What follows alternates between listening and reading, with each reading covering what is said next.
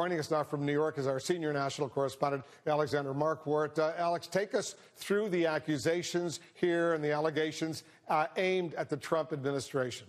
That's right, Wolf. These really are explosive allegations that the White House worked hand in hand with Fox News to concoct a story, really more of a conspiracy theory, to distract from the allegations that the Trump administration colluded with Russia.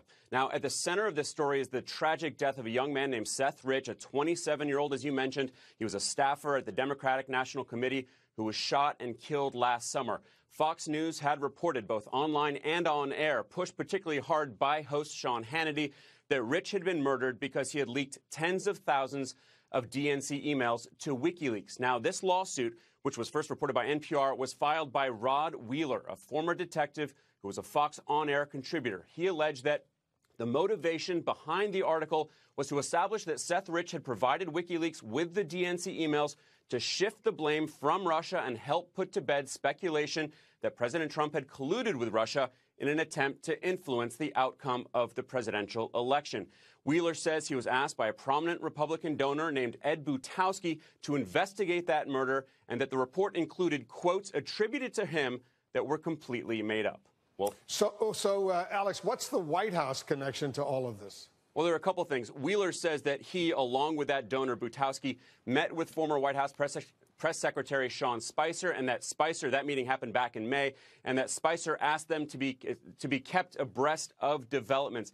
Then, according to the lawsuit, there was also a text message from Butowski to Wheeler that says, not to add any more pressure, but the president just read the article. He wants the article out immediately. It's now all up to you, but don't feel the pressure.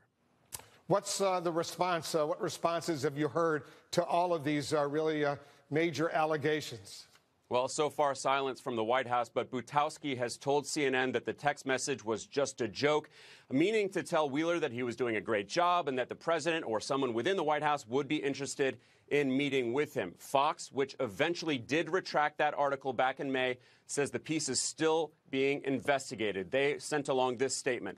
The accusation that FoxNews.com published Malia Zimmerman's story to help detract from coverage of the Russia collusion is completely erroneous. The retraction of this story is still being investigated internally, and we have no evidence that Rod Wheeler was misquoted by Zimmerman. As for the family of Seth Rich, still in mourning, they had begged Fox to stop pushing this report.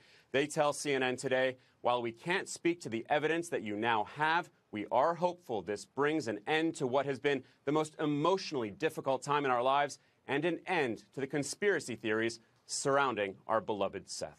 Wolf.